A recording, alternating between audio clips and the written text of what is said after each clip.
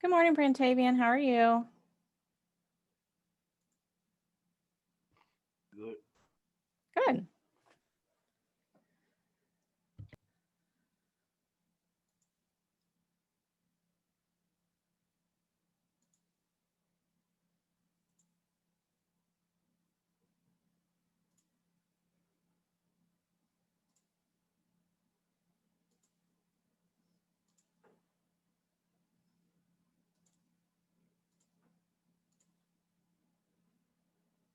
Good morning, Peyton.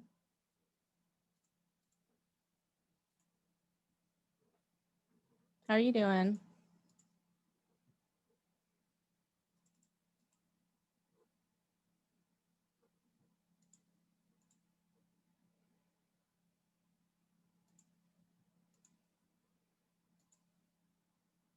Yeah, tired.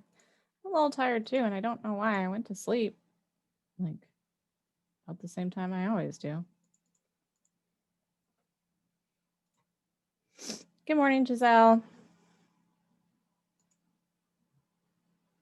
Good morning.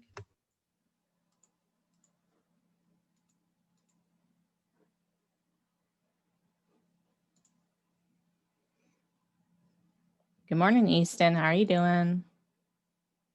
Hey, good morning. I'm gonna need a second cup of coffee. I can feel it.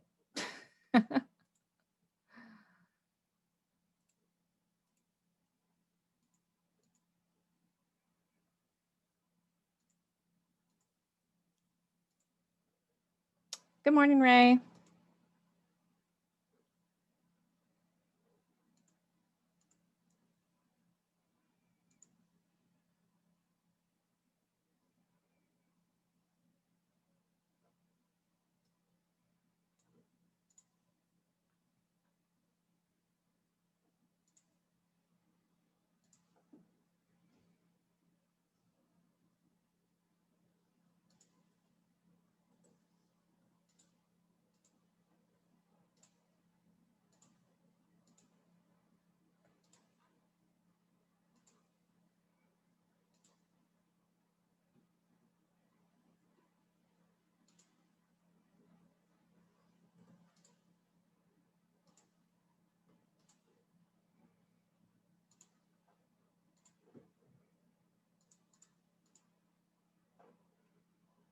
Good morning, Mario.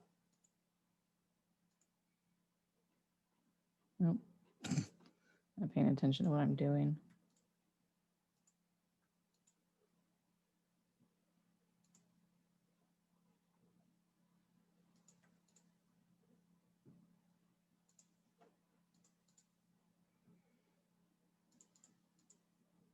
Good morning, Haley. Good morning, Ashley. I think I said good morning to Mario before he was even connected to voice. So good morning, Mario.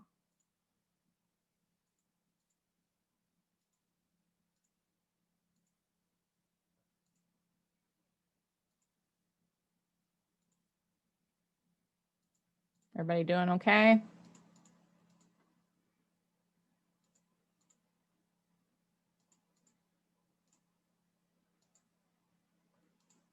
Good. How's your guys' personal? Oh, wait, never mind. I was just talking to my advisory about their personal projects. I'm like, how's your personal projects going? You guys don't have those yet.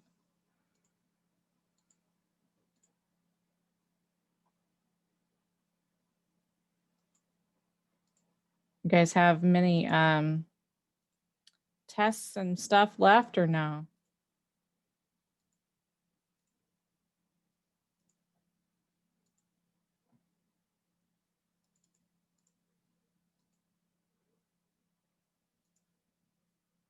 morning, Alejandro.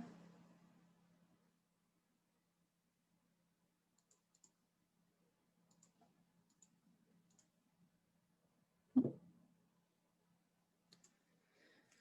right, we'll wait a couple more minutes before we get started. Good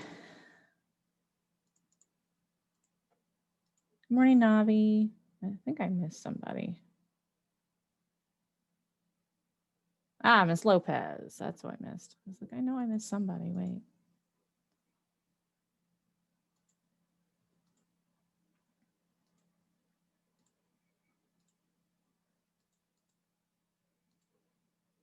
I'm doing okay. Like I said, I think I'm gonna need a second cup of coffee.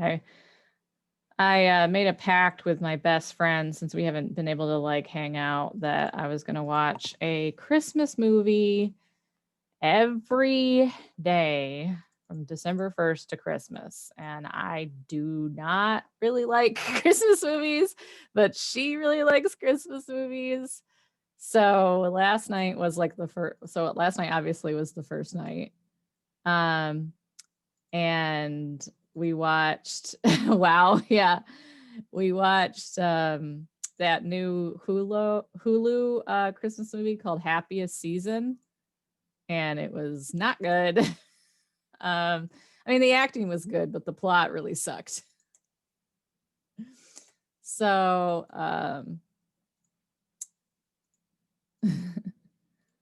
so we did that. It was me and my best friend and my you wouldn't be able to follow through. Yeah, I can already tell that it's gonna be rough.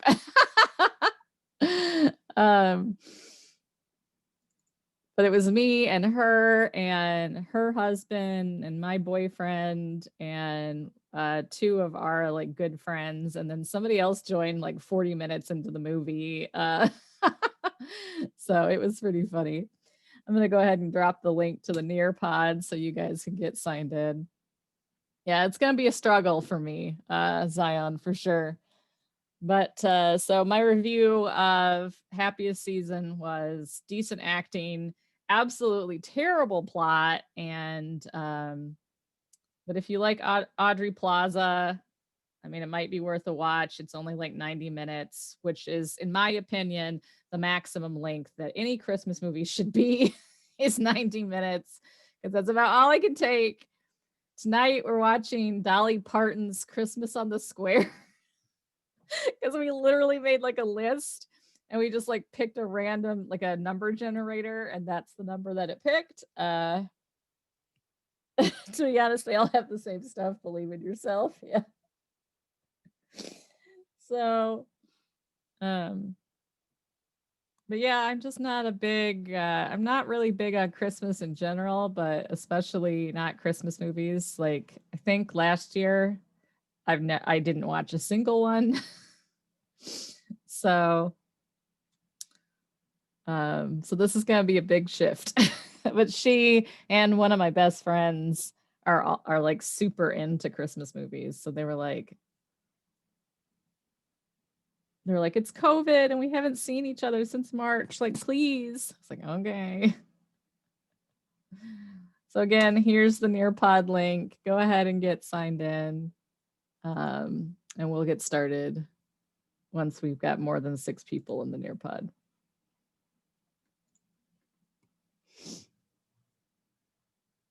But yeah, so every day I'll have a review of a new Christmas movie for you if you're interested.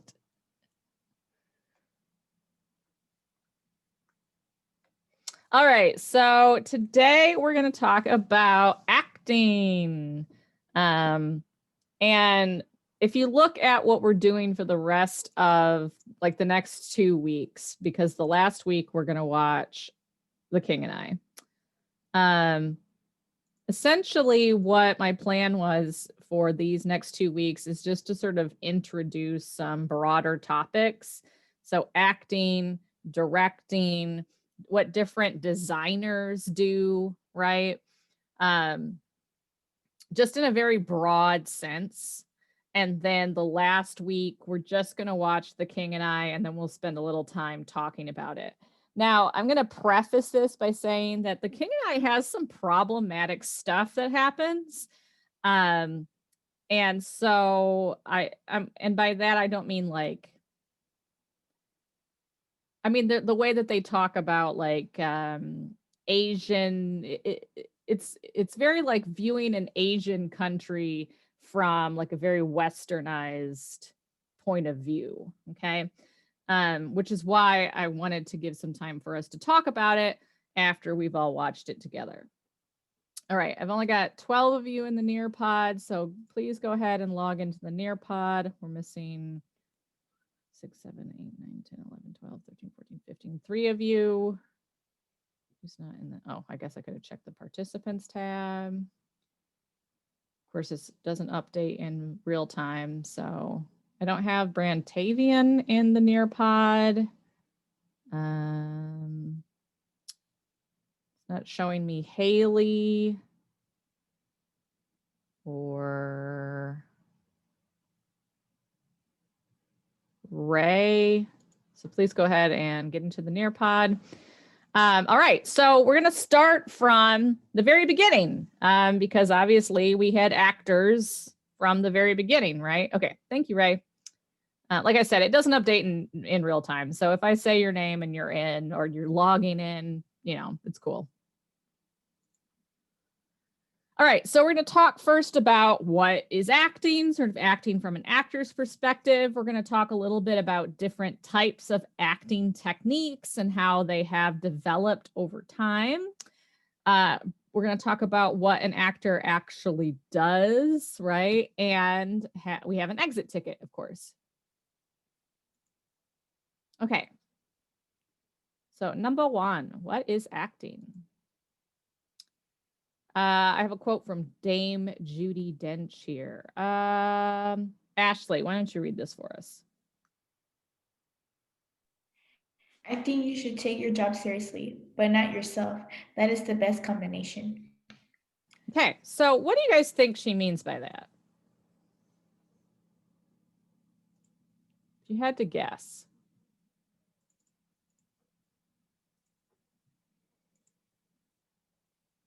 Good morning, Torin. Here's the Nearpod link for you. What does she mean by taking your job seriously, but not yourself?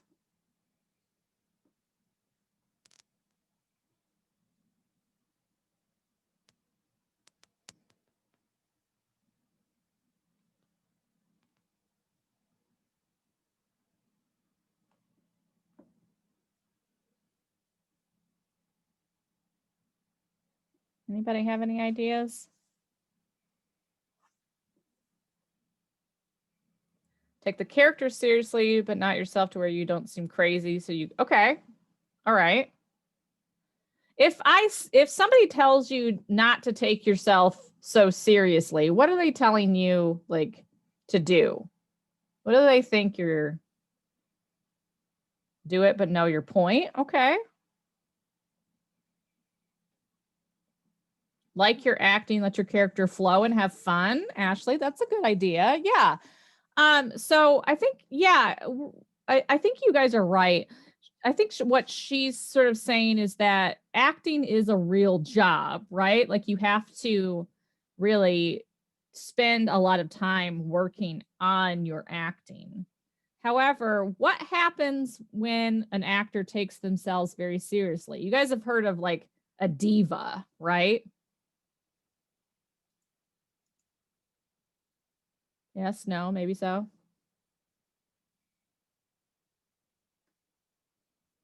Yeah. Okay. So do you think that's somebody who takes themselves too seriously?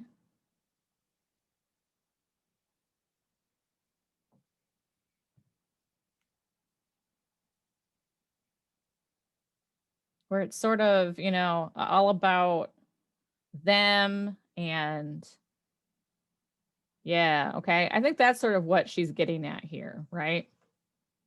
Okay, good. So what does an actor do? Let's see. Peyton, why don't you read this slide for us?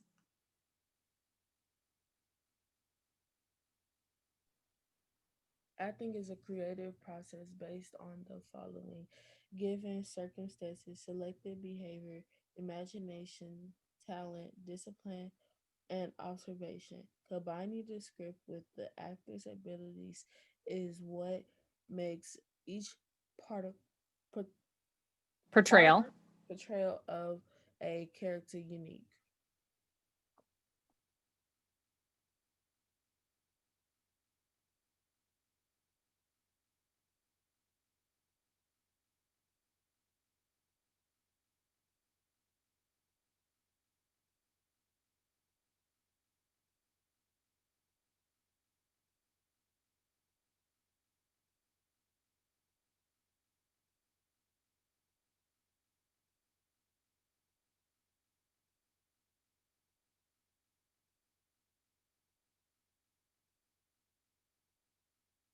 Oh, sorry. Thank you, Mario.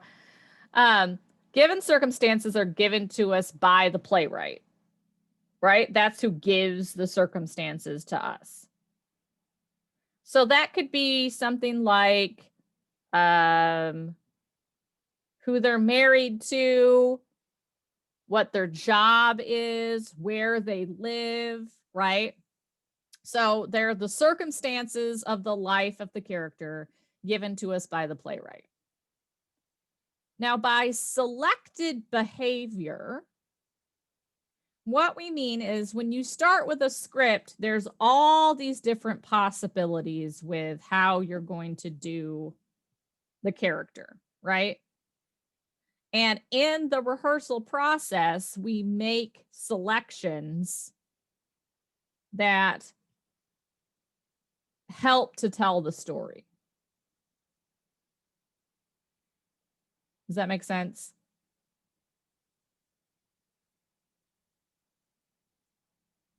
Yeah. Okay. So we start from like, sorry, a billion possibilities, and then eventually we're going to narrow it down. All right. So all of that comes from the actor, right? The actor's ability to use their imagination, the actor's innate talent, which, varies from person to person. Discipline can refer to things like being on time to rehearsal, to your ability to memorize lines, right? And observation is your ability to observe behavior. So every time we do, I've got Othello right over there. The character of Othello is the given circumstances combined with the actor, and that's what makes each version of Othello unique. That's part of what makes each one, its own distinct entity. Any questions about this? No? Do we need a second to write this down? Or are we good?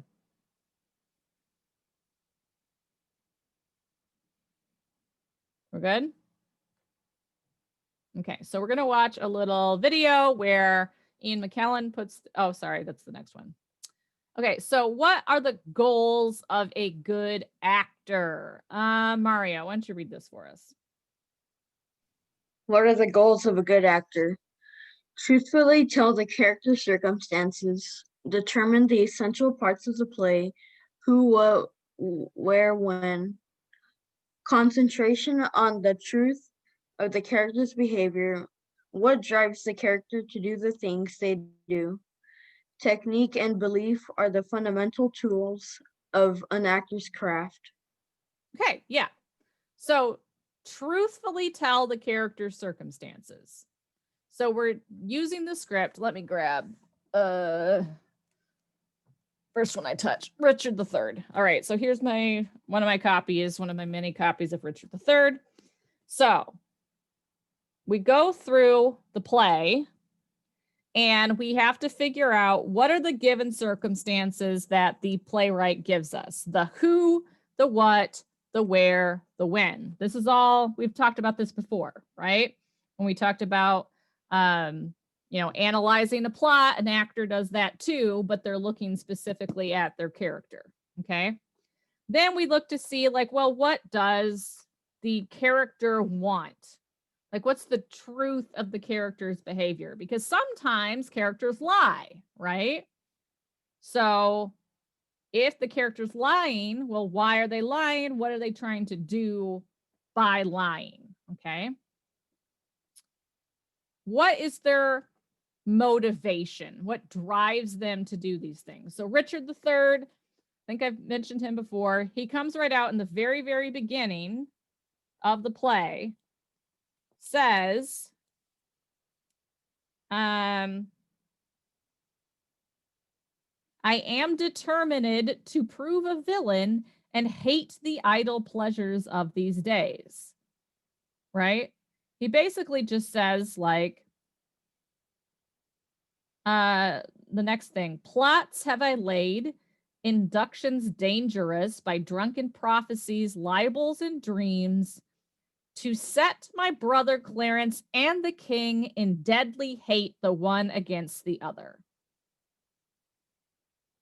So he's setting up his brothers to have a big fight, right? That's the very beginning. That's literally the, like, here's the very first page of the play. Here's the very second. I'm reading from here, right? At the very beginning of the play, he comes out and says, like, I'm gonna make my brothers fight so that they try to, like, kill and or imprison each other. Okay. Now, obviously, to not get caught, he has to be really crafty about this, right?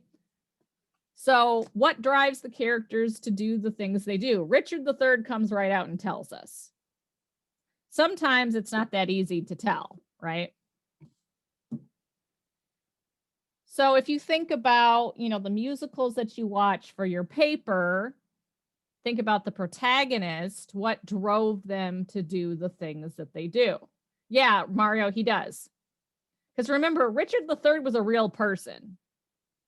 So Shakespeare's writing about the history of his country. Theoretically, these people already know the story. So he just right at the beginning, Richard III comes out and is like, I'm a bad guy, and I want to be king. So the first thing I got to do is I have to get rid of my brothers. Awesome. You know?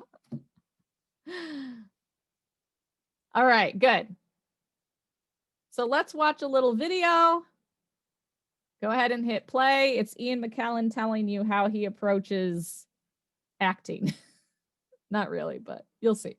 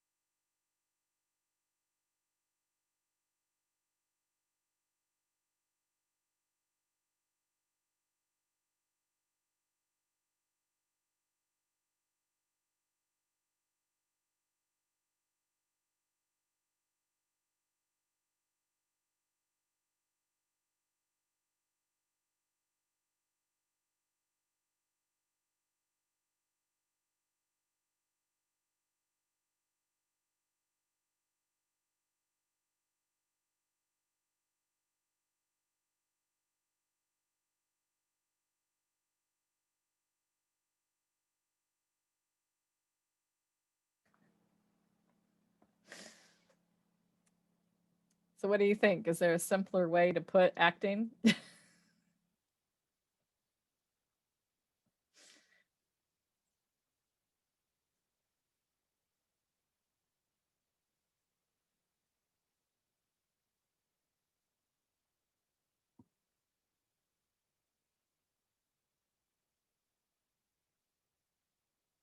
What do you think?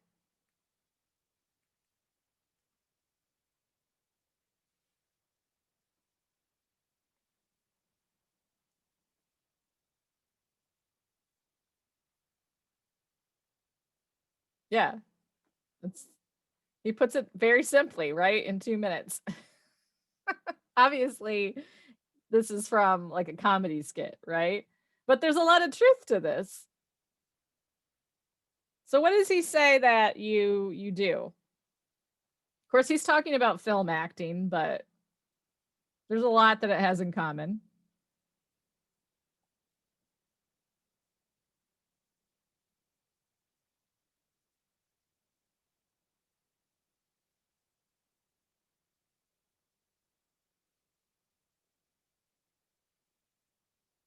Pretend and imagine. You pretend to be the person you're portraying. Yeah, right? He says that, where do you get the words from? The script, right? Okay, right? But you memorize them, right? You don't have it right in front of you, hopefully. Okay. So the words are written down for you. The blocking is pretty much provided to you, right? And you're bringing your imagination, right? I love the part where he says to Peter Jackson, "You know, I'm not really a wizard." Right? What do you guys think? Did you like the clip? God, it makes me laugh so hard every time. I just love Ian McKellen is just like, I mean, he's one of the like greatest actors of all time. And like, I just love that he still does, you know, scenes like this, comedy scenes, stuff like that. All right, good. Okay, so anything, go ahead on the collaborate board. Is there anything we've discussed about acting that has surprised you so far? Go ahead and post your reaction here.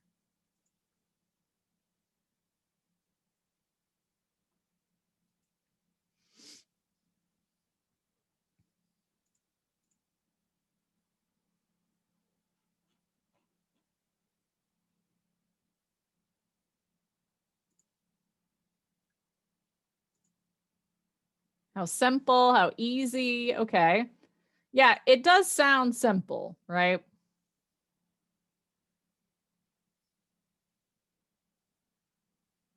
When you put it like that,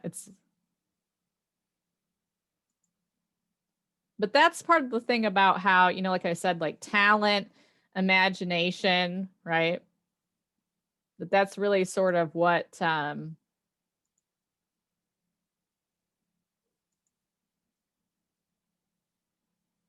yeah, you're not becoming the character, you're pretending to be that character. And that's based on what acting method you use, right? There are some acting methods that are a little bit more about this idea of becoming the character, and some that are more about, you know, drawing the line and saying, you know, hey, you've got to realize that this isn't really you, you're pretending, okay? Yeah, exactly. So Mario says it seems simple on paper, right? But there's a lot that's going on behind the scenes, really, in your brain, right? Okay. I've got 7 answers. So there's several of you who I think are just chilling. So please make sure that you respond before the end of the class so you can get your participation grade. All right, so let's talk about acting techniques. All right.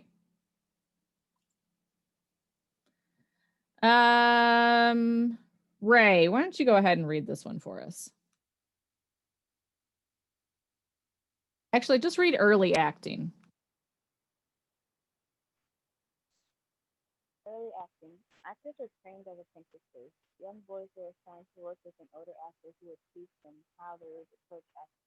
Yeah, okay, great. So the first thing, and this is something that was popular, especially like when Shakespeare was around.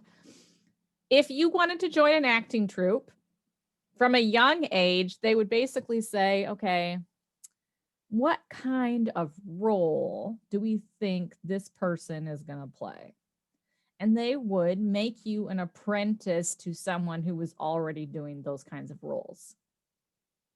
So let's say you wanted to be an actor and they thought that you had a good look for like a comedic role.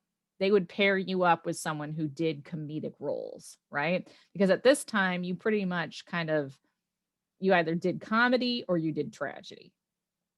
So they would just pair you up with somebody and you would learn directly from them, which meant that there really wasn't any cohesion, right, in how people approached acting. Everybody did it in their own way. So you would learn from somebody who learned from somebody who learned from somebody, and everybody would just kind of like do their own thing. All right, then we have an external technique. Let's see. Bennett, why don't you read external technique?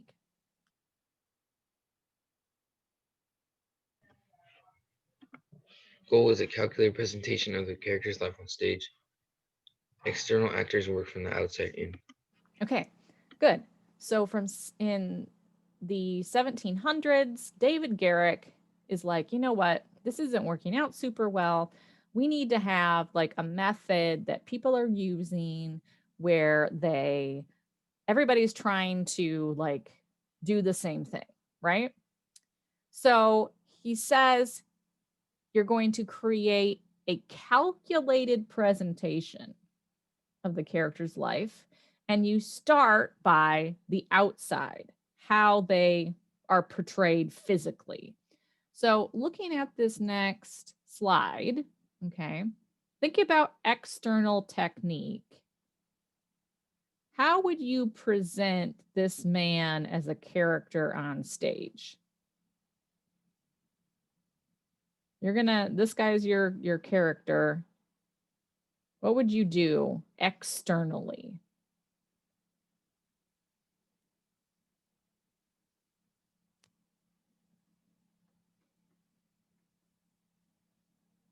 Okay, so he's old, but probably wise. Okay, what would you do with your body? That's what we're talking about with external. Hunch over. Okay, so we're hunched over. What else? That's a good start.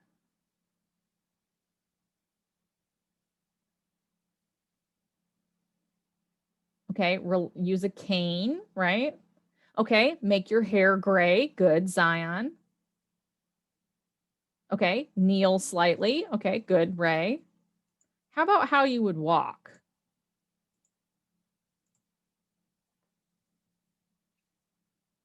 Slowly, okay. Anything else? Make the walk a little more Brooklyn and wobbly, slow and a bit wobbly. Okay, so yeah. So David Garrick is saying, you know, if you're playing an older character, right?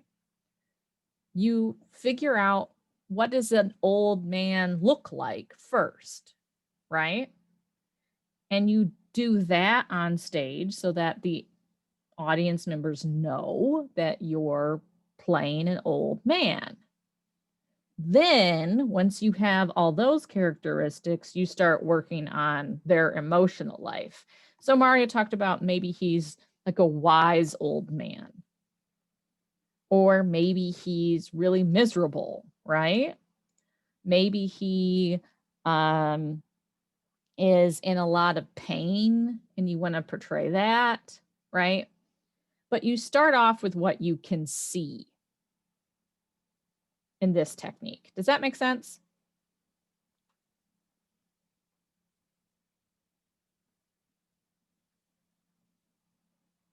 Yeah, he does have his cane backwards, but I guess it's his cane. He can do whatever he wants with it.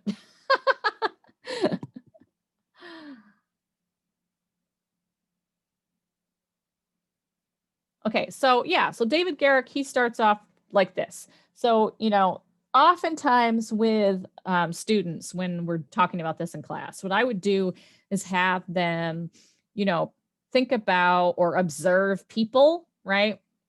Like, what does it look like when somebody's walking and they're in a hurry? What does it look like when somebody's walking and they really like don't want to go where they're going? Um, what does it look like when somebody is carrying a backpack that's really heavy versus a backpack that's practically empty, right? And you would actually like try to do those physical movements without actually having the heavy backpack, okay? So just sort of think about that. So that's David Garrick's idea, and he called it external technique.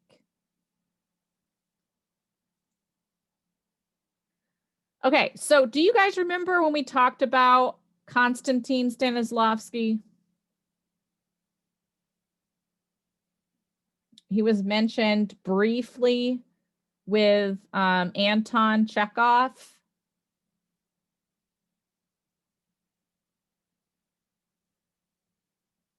We talked about realism.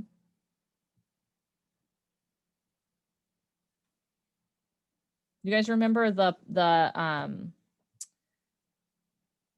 theater that Chekhov worked with when he did his plays?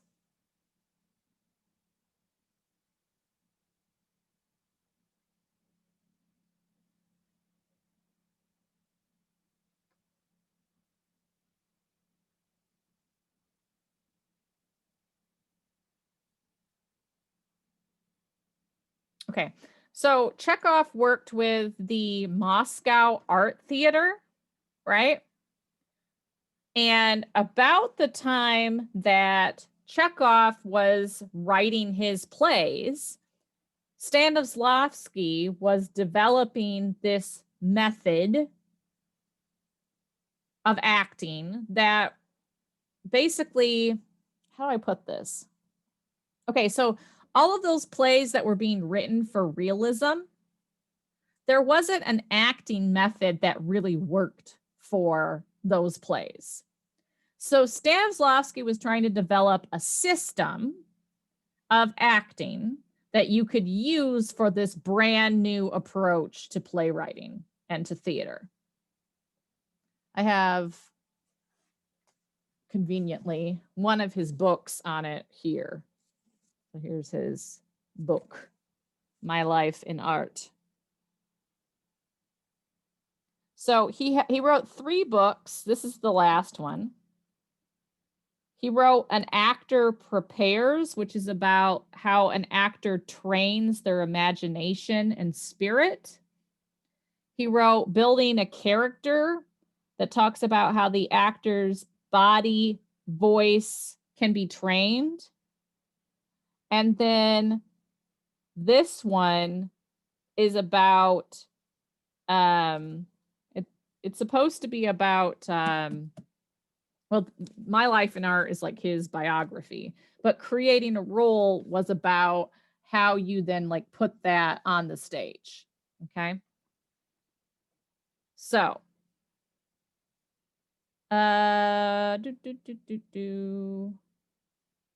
who hasn't read in a while? Brantavian, why don't you read for us?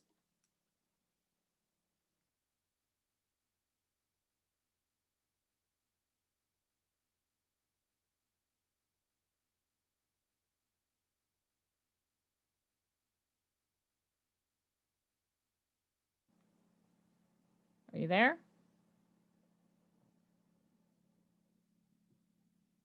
Can you read the slide for us?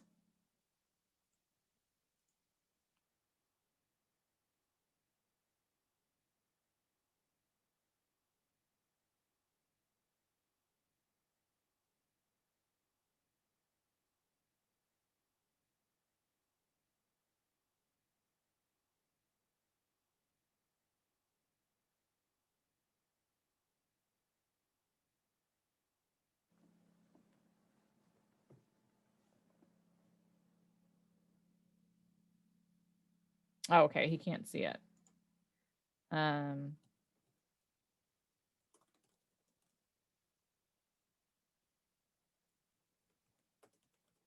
How about Vincent? Why don't you read it for us?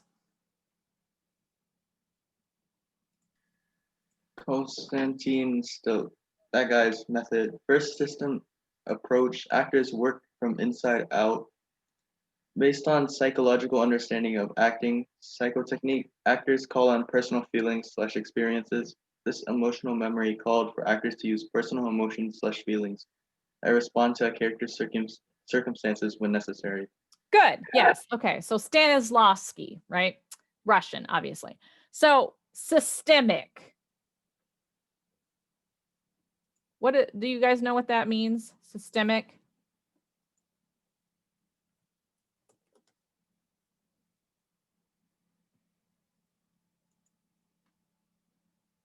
Meaning like it's part of a system, right? So like when you're learning about a science, you know, there's like a system to how you solve a problem. He was trying to make that for the theater. Okay. So he says you start with the psychology, you start with how the character feels, and that will help you figure out how that affects you physically, right? But it's all about how the character feels and their emotional life, and you know how they approach the world. Now, this idea of emotional memory, I want to give you a couple of minutes to think about this. So emotional memory was a system that Stanislavski used that if you were having difficulty relating to a scene, you would instead try to think about something similar that had happened to you so you could use those emotions instead. So for instance, if you were doing a scene where your husband died and your husband is alive and well, and you couldn't relate to that, they might ask you to remember when your father died or your grandfather, and you would think about that instead. So what could potentially be the problem with doing that?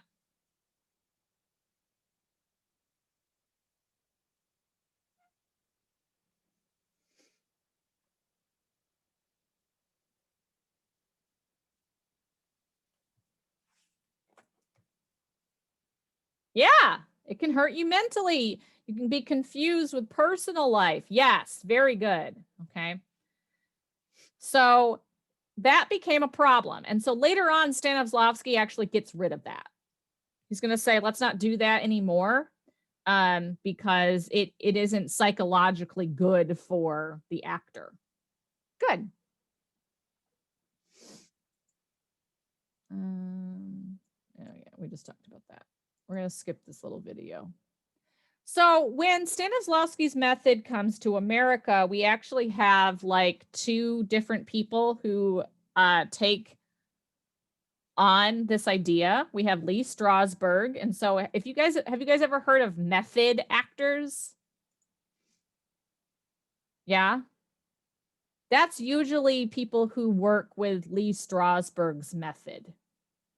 Now, the thing about method acting is that idea of emotional memory that's still used by today's Strasberg actors. For at least a lot of them still use that. Okay. Now, what happened was he and Sanford Meisner were working together, and there were a lot of actors who came to Sanford Meisner, or called Sandy is what everybody called him. And they told him that they didn't want to use their own personal experiences in their acting anymore because of what we talked about, right? Where it could be like psychologically damaging or confusing. So he came up with this new thing called the psychophysical action, where if you're having trouble connecting emotionally to a scene, you do something really physical, and that helps you release your emotion.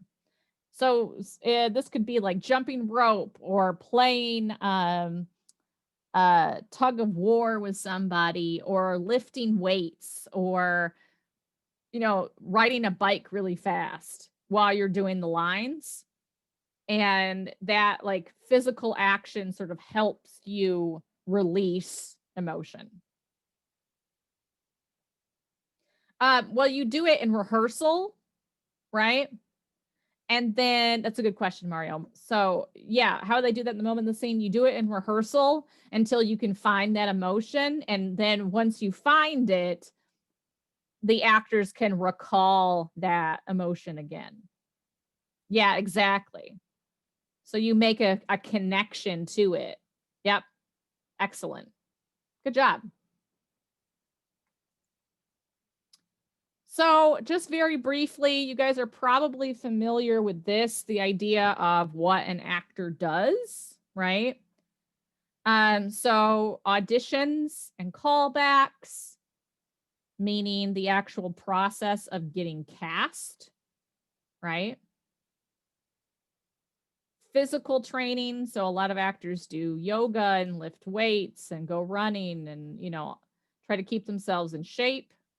But also vocal training is a big part of what we do. Trying to keep your voice as free as possible. Of course, rehearsals, and then finally performance. And the one thing that, I always try to impress upon people is that not every actor is a professional actor, right? You don't necessarily make a lot of money from acting. But people who are really drawn to acting often do it in addition to whatever their other job is, because they love doing it, not because they make money from it.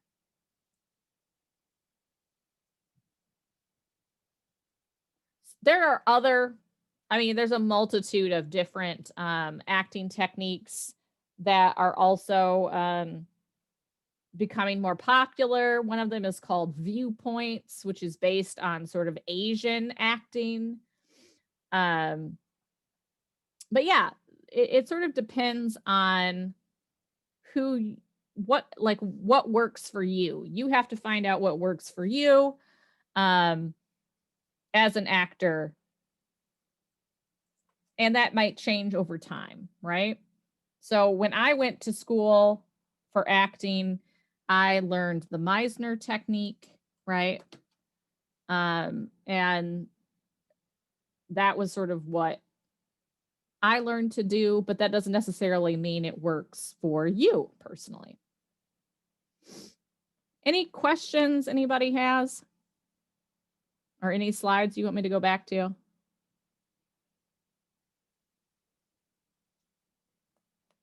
So like I said, just a very sort of broad introduction to acting. But I want you to be clear that Bentley, sorry, my cat's freaking out. Bentley, it's a cord, stop. Come on. That, acting in a realistic manner has not been around forever, right? That's still a fairly new concept to acting. Questions, concerns, anything I can repeat for you? Anything you want to see again?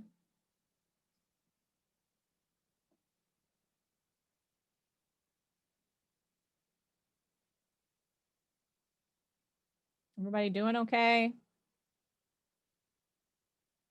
All right, well, we got 5 minutes, so I'm going to go ahead and let you do your exit ticket, please.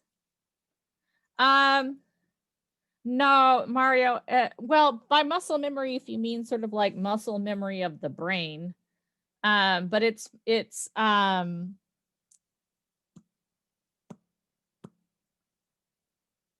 do I explain the method?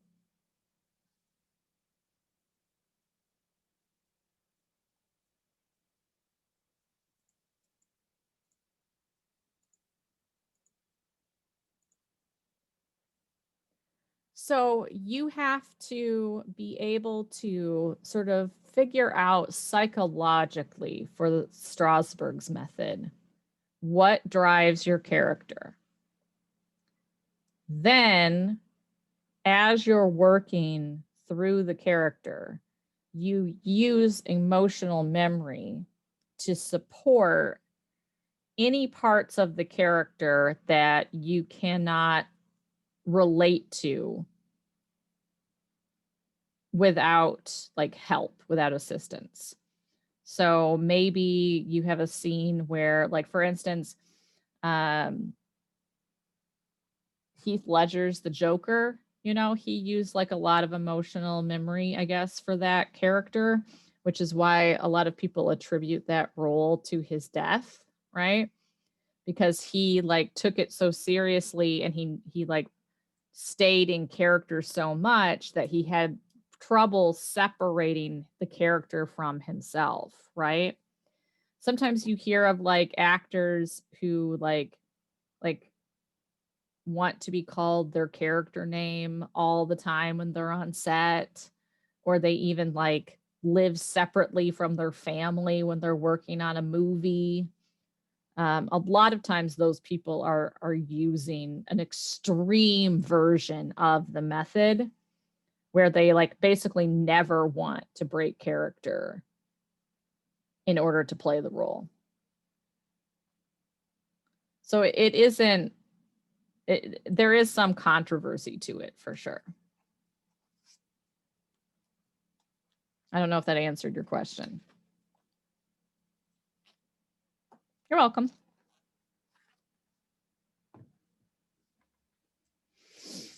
So go ahead and do the exit ticket. Please take advantage of this time that I'm giving you in class to do the exit ticket, because you only have, you know, a short period of time between classes. So I want you guys to, you know, be able to get to actually like get this done. You have 3 chances now on the exit ticket, BT dubs. So if you want to redo it, you are more than welcome to. I've started just making them all like 3 chances. You're welcome.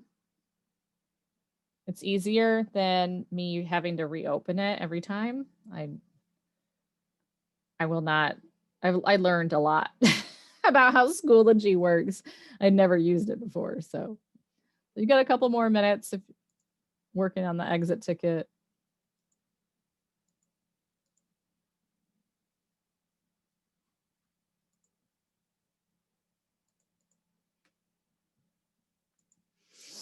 And if you have any questions, let me know.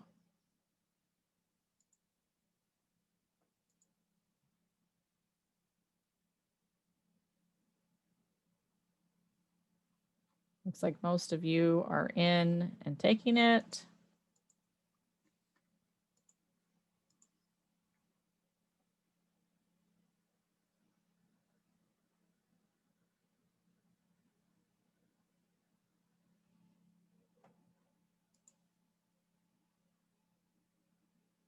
So thank you for being my guinea pigs for this lesson, because I wrote this lesson. You're my first students to see it. So I appreciate you.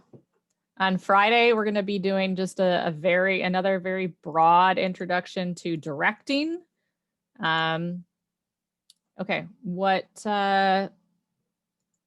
let me know what question that is, and I will help you with that. A bunch of people are saying they're stuck on 4. Is that the Sanford Meisner's acting technique is called?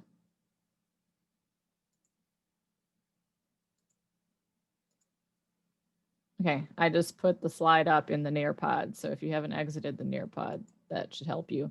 Remember, you can always use the slides, which are in Schoology, but you also should be taking some notes, right? So I don't think you guys have had the class on how to take notes yet, have you? Yes, no? Maybe I'll start next semester out with a little sort of guide on how to take notes. Oh, you started yesterday. Okay. Well, oh, I see. Okay.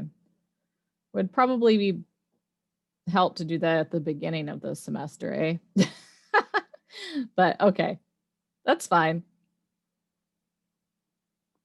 Yeah, so you're not having to write down the whole slides anymore, right?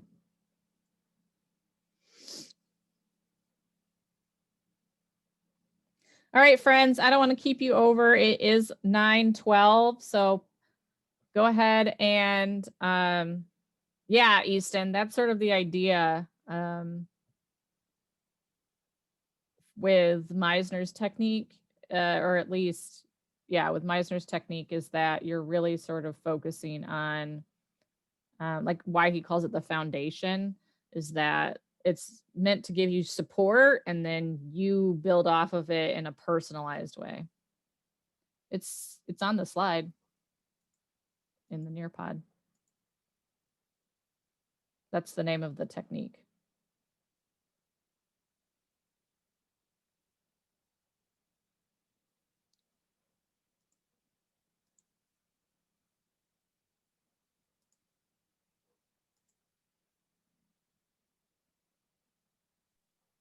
That's a card. Thank you, Dr. Ashley. Have a good day. You too, Mario. Bye. Bye-bye. Thank you. Thank you. Bye. Bye-bye. See you, Brentavian.